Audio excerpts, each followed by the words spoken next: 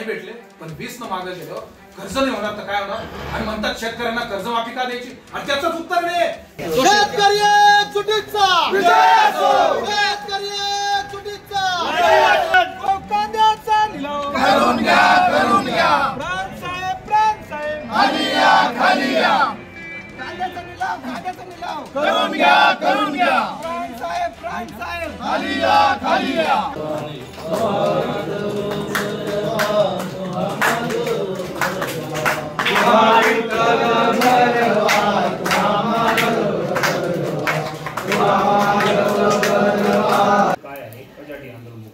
काय झालं, कांद्याचे बाजार 10 रुपये 8 रुपये चाललेले आहेत. दिसायला एखादा दुसरा नग त्यांचा 14-15 रुपयाने विकला जातो आणि त्याला सर्वोच्च बाजार म्हणून नोंदणी मिळते. पण सगळेच शेतकरी ते प्रयत्न करत नाही, कारण प्रयत्न करून करून थकलेल्या पिढ्या आपण बघितल्या शेतकऱ्यांच्या. पण हरिसिंग छबू ठोके नावाच्या शेतकऱ्याचा कांदा 10 रुपये पुकारला गेला. त्याच्या पावत्या आहेत आपल्याकडे, आपण त्या मगाशी दाखवल्या तुम्हाला. 10 रुपये त्याचा कांदा पुकारला. कांदा त्याने स्टॉक कधी केलेला आहे, चाळीमध्ये त्यानं कांदा स्टॉक केलेला आहे एप्रिलमध्ये. एप्रिल, मे, जून, जुलै, ऑगस्ट, तुम्ही 5 महिन्यानंतर तो कांदा त्याने विक्रीस काढला तर त्याच्यातलं जवळपास 45% माल हा त्याचा विक्री योग्य राहिला नाही, तो कुजला सडला. त्यातला उरलेला माल तो विकायला काढतोय आणि त्यानंतर त्याचे 10 रुपये बाजार जात आहे. जर समजा तुम्ही त्या ठिकाणी 24 रुपयांना मार्केटमध्ये तुमचा बफर स्टॉक म्हणजे सरकारचा नाफेडचा जो बफर स्टॉक आहे तो उतरवण्याच्या तयारीत आहात. 24 रुपये तुम्ही विका त्या ठिकाणी उतरवणार आणि इकडे आमचा कांदा 10 रुपये जाणार, याची तुम्ही सोय लावली. कशी? NCCF आणि नाफेडची. NCCF आणि नाफेडनं ज्यावेळेस यावेळेस खरेदी चालू केली त्यावेळेस बाजारात आमचे कांदे जात होते 22 रुपये 23 रुपये किलो. तुमच्या NCCFने नाफेडने लॉन्च केलेला बाजार 1457 रुपयाचा. 1457 लॉन्च केले आणि 22 रुपयाचे बाजार अगदी 13 रुपये 12 रुपयावर येऊन ठेपले. मध्ये 1-2 वेळा 15-16 रुपये झाले, बाकी 10-8 रुपयाचीच खरेदी चालू आहे.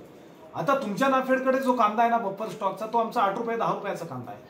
तो त्या ठिकाणी घेतलेला आहे तुम्ही व्यापाऱ्याकरवी, दाखवलेला शेतकऱ्याकरवी, पण घेतलेला व्यापाऱ्याकरवी.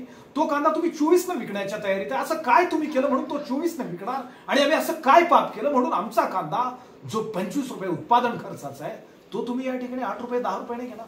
काय चुकलं? काय खराबी आहे या कांद्यामध्ये? हा 50 सिमेंटचा कांदा आहे, त्याचं गुण चांगले आहे, त्याचा कपडा चांगला आहे, उत्कृष्ट रंग आणि चव धारण केलेला हा कांदा आम्ही आज 30 ते 35 रुपये विकेल या अपेक्षेनं त्या ठिकाणी ठेवला.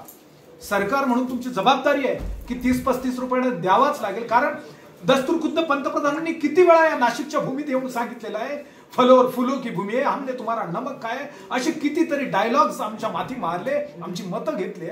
मग एकदा मतं घेतली ज्या डायलॉग्सनी, तो डायलॉग खरा तर करा ना एकदा. याला 30 रुपयानं खरेदी, काय बिघडतं काय तुमचं? पण नाही का, असं का चाललेलं आहे? जयकुमार रावल साहेब पणन मंत्री त्या ठिकाणी होते, त्यांनी पणन मंत्री या भूमिकेनं आमची बैठक लावली. आम्ही उपोषण केलं 7 दिवस बच्चू भाऊंच्या समवेत, आतड्याला पीळ परेपर्यंत उपोषण केलं. किडण्यांना धक्का लागू शकतो असं डॉक्टरांनी सांगितलं. त्यावेळेस बावनकुळे साहेबांनी आम्हाला सांगितलं, जर आम्ही तुमचे निर्णय त्या ठिकाणी योग्य पद्धतीने मार्गेने लावले, अनेक गोष्टी मान्य केल्या, पण त्यापैकीची एकच गोष्ट खरी करून दाखवली. काय बोलले होते ते? तुमचे निर्णय जर आम्ही खरे करून नाही दाखवले तर तुम्ही उपोषणाला बसा. आम्ही उपोषणाला बसावं एवढंच त्यांनी खरं करून दाखवलं, बाकी सगळं खोटं ठरवलंय. जयकुमार रावल साहेबांनी सांगितलं होतं की तुमची नाफेड NCCFनं हस्तक्षेपामुळे बाजार पडतात ना, तर आम्ही थेट त्याला बाजारात उतरवू, म्हणजे स्पर्धा होईल. जयकुमार रावल साहेब त्या बैठकीनंतर आता 2रा महिना उगवतोय, अजून नाफेडची खरेदी NCCFची खरेदी पूर्ण झाली. बहुतेक तुमचे बफर स्टॉक आता भागले गेले. आता आमच्या स्टॉकचं काय करायचं एवढं त्या ठिकाणी सांगा. त्याच्यासाठी आम्ही प्रांत कार्यालयात इथं आलेलो आहे. हा शेतकरी हरिसिंग छबू ठोके नावाचा हा